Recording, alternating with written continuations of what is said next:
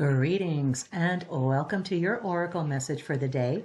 I am Kat Morgan and I welcome you to this video, to this channel, and to this space. This is a timeless reading for the collective, so whenever and however you come across this video, it's the right time for you to be getting this message. We've been pulling one card randomly every day from the MEGADECK, which is down in the description below if you want to find out what all went into the MEGADECK and how that was put together. But if you have never been here before on this channel, welcome. Please feel welcome in this space. The only thing you're ever going to hear from me is love, support, and encouragement, as well as from the collective. If you feel like leaving any comments, please do that. If you haven't already liked and or subscribed to the video and our channel and you want to do that, you are welcome to do that as well. I don't get any money from these videos. This will never be a monetized channel, but it does help the YouTube algorithm, help other people find these videos and find the channel if they're looking for similar kinds of stuff. So thank you again for joining us on our journey. And now that we've got all the preliminaries out of the way, let's talk about our card. Today's card is pulled from Nicola McIntosh's Crystal Grid Oracle deck. One of my big time favorites. I work a lot with crystals and I have become very, very fascinated with sacred geometry and the way that things are interrelated with each other geometrically in this reality. It's just fascinating. If you're not familiar with that, I encourage you to look into sacred geometry. So before we go in the book, and we will go through the book and see what the reading says for us from the book side, but before we do that, we always want to get as much information that we can directly from the image and the card itself. So we do have card number 59 representing inner divinity. And obviously green is the color for the day. More heart chakra. We've been getting so much of this heart chakra energy lately. And really that's our calling, our mission. If you've been on this channel more than once, you've heard this probably until you're just tired of it, but we are all trying to be living our most authentic selves, being our most authentic selves, living our most authentic lives, doing the best we can. You know, just kind of muddling along sometimes. Sometimes we're powering through, you know, and sometimes we're just flying. So whatever it is, wherever you are right now on that walk, just understand that you're not alone. Everybody else is doing the same thing. We're all, you know, doing our best. So take a break. Give yourself the opportunity, sit back for this reading, however long it is. I've been trying to keep them a little bit shorter for you guys and not wander off with those little side messages. But you know, sometimes universe, source, this is what happens is you start talking and then things, you know, just come out. So whatever these messages are, if it doesn't resonate with you personally, don't worry about it. Don't try to make it fit. Don't try to make anything fit. If it doesn't fit, let it go. Just release it. It's okay. There's a bunch of other readings on this channel, as well as everything else available to you out in the YouTube world. You're more than welcome to just take a look and see if something else is a better fit for you. But yes, we are working with card number 59 and lots of information about the number 59. Like I said, I've been starting to look up various things and get more information for you on these things. The numerology behind the number 59 as an angel number, it's a combination of the energies of 5 and 9.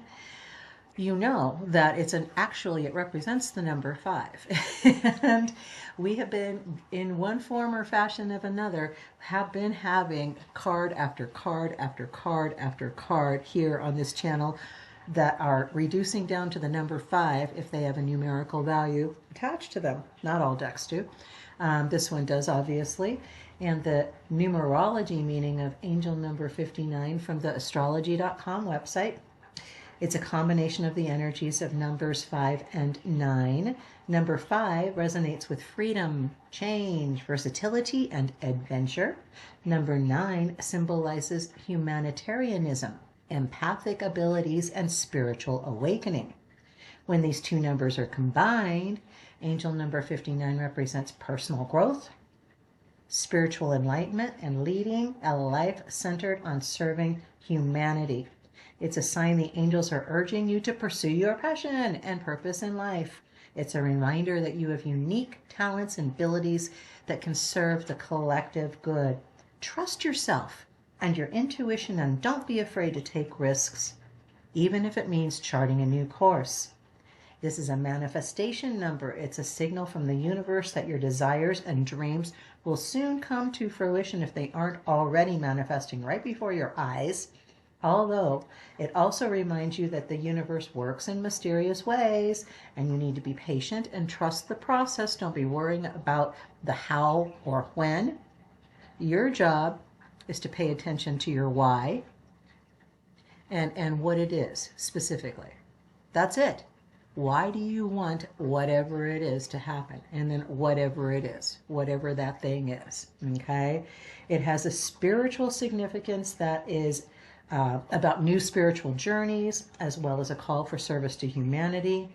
It indicates a phase of spiritual enlightenment where you seek to be of service to others rather than serving your ego. So if you've been feeling these leanings towards working with different charitable organizations, going off and doing a humanitarian aid, helping the Doctors Without Borders or Nurses Without Borders, whatever, if you've been thinking about considering, take a second, better look at it, because this may be the time for you to start implementing that, okay?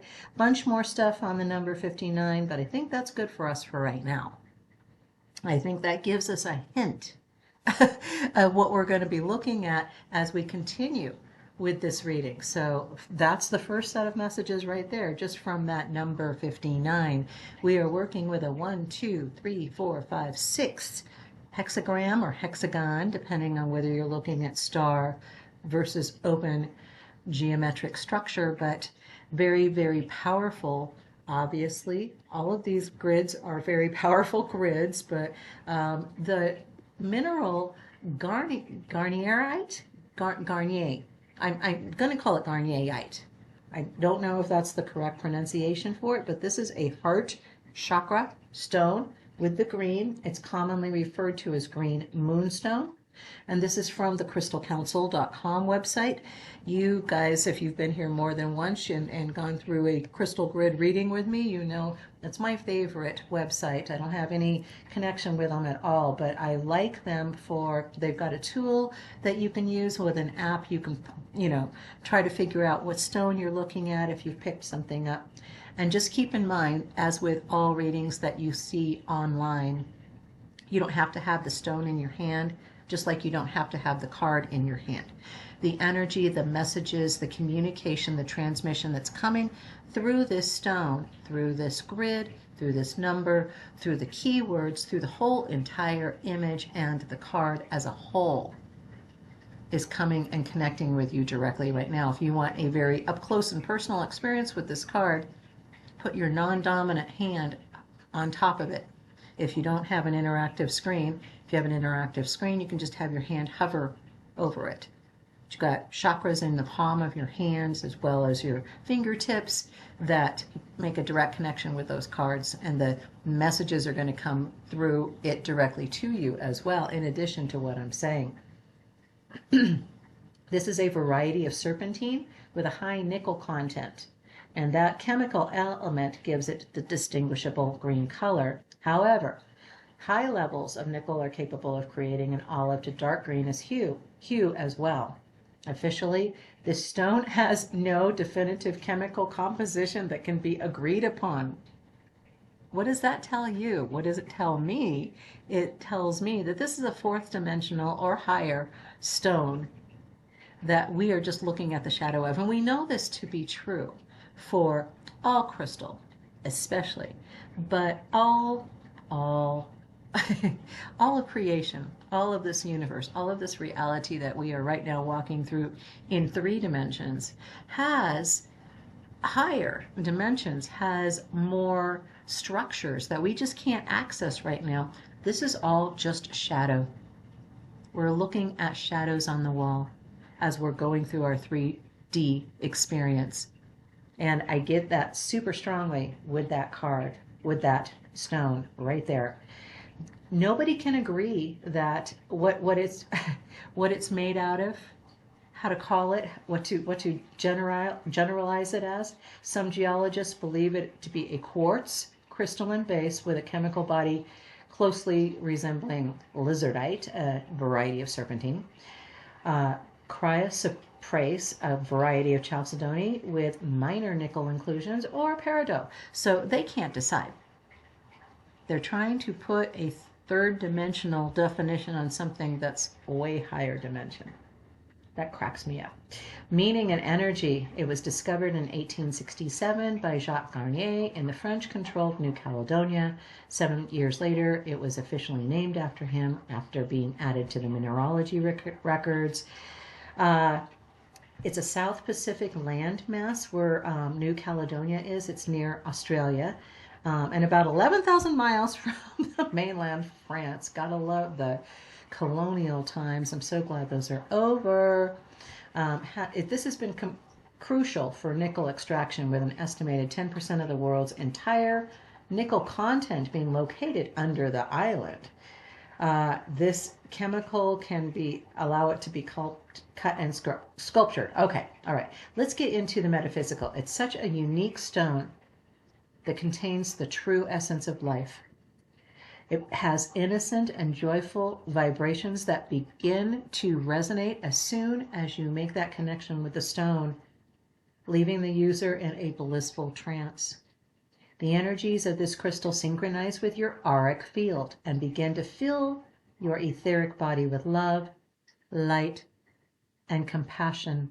Your heart chakra becomes fully aligned and relaxed, providing you a chance to look deeply within. What you may find can be traumatic and scary, but these experiences are a part of us, and they must be assimilated and released.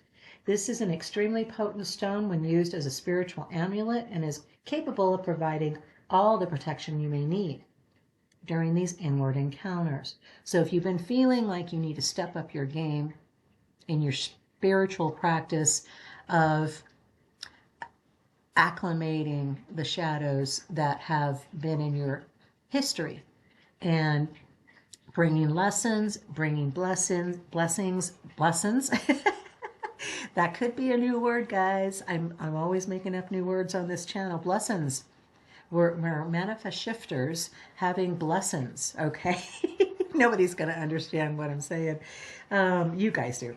You know exactly what I'm saying. Allow your body to harmonize with the stone and let it imbue you fully through deep meditation. Use the energy channeled from the stone to heal the wounds you may carry. Don't forget to allow space to open up for love and new opportunities. And didn't we just have in the previous reading talking about deepening existing relationships? We've been getting a lot of that, as well as possible new relationships, new romance, new passion in our relationships of all kinds, with work, with personal, with family, with everything, that we are going to be making those deeper connections with each other because we're making them with ourselves. Let's take a look in the book and find out what the reading says for us for the book, okay? Inner Divinity, and we've got Garnierite. Our keywords are inner divinity, self-worth, and unconditional love. I'm not making this up. Garnierite, peridot, quartz, and optical calcite are our accompanying stones. Garnierite, which is also known as green moonstone, is a member of the feldspar family. Its characteristic mint green color is due to the presence of nickel, and it is known for its connection with emotions. So the presence of green within the stone indicates it can heal the emotions of your heart. It helps with loving yourself and recognizing your inner divinity. Because when you understand how special you are, you no longer need to search out gratification from external sources. When you love who you are inside and out, you radiate a positivity that is infectious to everyone around you. You cannot help but lift others. You don't need to be perfect to realize your inner divinity, for there is no such thing as perfection. Accepting yourself for all of your parts, behaviors, and past experiences is key to understanding you are here to learn, have fun, and love other people. The calming color and qualities of Garnier-Reid are good for calming stress and anxiety. So when you're feeling particularly emotional, you need to do whatever it takes to calm yourself. Living with stress and anxiety is never good for your body. So you must learn what these emotions are telling you. And Garnier-Reid can help with this. Can also help manage anger and bring you back to a place of unconditional love. A place from which you are able to view people and situations differently and without judgment. You can then make better decisions as they will not be affected by unstable emotions. And your exercise, our exercise for the day, I do encourage you to follow along with this and do this practice for today. If you're finding it difficult to see your inner divinity and beauty, it is time for you to sit with this card. You don't need to try to analyze what you feel is good or bad about yourself. Just sit and be. Allow yourself to be showered with love. And if you feel emotional and need to cry, then do so.